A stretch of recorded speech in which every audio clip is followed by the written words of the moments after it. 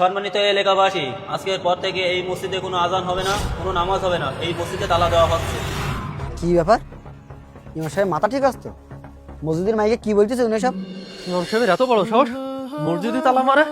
সভাপতি সাহেব, সভাপতি সাহেব, জি, আরে সেক্রেটারি সাহেব যে, আসসালামু আলাইকুম। আপনি কিছু শুনেছেন? কি মসজিদের ইমাম সাহেব নাকি মসজিদে তালা মারতেছে। ওই মসজিদে নাকি আর নামাজ হবে না। কি মসজিদে নামাজ হবে না? ইমাম সাহেবের এত বড় সাহস! চলুন দেখি চলেন। কে? তো বড় কেমন সাহস। সাহস হয়েছে?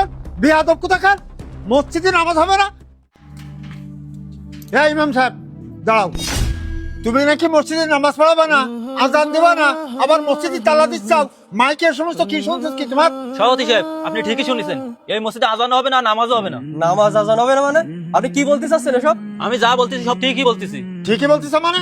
সভাপতি সাহেব, যে মসজিদে আমি কোরআনের আয়াত বোঝাতে পারি না, হাদিসের কথা বলতে পারি না, যে আল্লাহর করে সত্য কথা বললে রাজনীতির অভিযোগ আছে, সেখানে নামাজ পড়ে কি লাভ হবে? সেখানে আজান দিয়ে কি হবে? এসব কি বলছো তুমি? হাদিস কোরআনের আলোকে কথা বলবা? তোমাকে কে বাধা দিচ্ছে আমাকে বলো। সভাপতি সাহেব, আপনারা তো মসজিদে আমার ঘুষির বিরুদ্ধে কথা বলতে দেন না, সুদের বিপক্ষে কথা বলতে দেন না, আর কোরআনের আইনের সম্পর্কে কথা বলতে গেলে রাজনীতি সম্পর্কে কথা হয়ে যায় আপনাদের কাছে। ইমাম সাহেব, পবিত্র হাদিস কোরআনে শুধু সুদ ঘুষ নিয়ে আলোচনা করা, রাজনীতি নিয়ে আলোচনা করা এই আছে। তুমি নামাজ নিয়ে আলোচনা করো, তারপরে রোজা নিয়ে আলোচনা করো, ফিতরা যাকাত নিয়ে আলোচনা করো, হজ নিয়ে আলোচনা করো, ইতিম মিসকিন নিয়ে আলোচনা করো।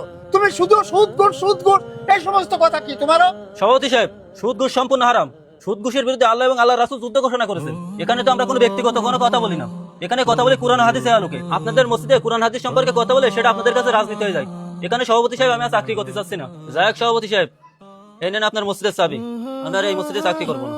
যে মসজিদে নসিহত দিলে রাজনীতি হয়ে যায়, যেখানে কোরআন হাদিসের কথা বলা যায় না, সেখানে আমি আর চাকরি করতে চাচ্ছি না সভাপতি সাহেব। আপনারা অন্য ইমাম দেখেন। মসজিদ শুধু নামাজের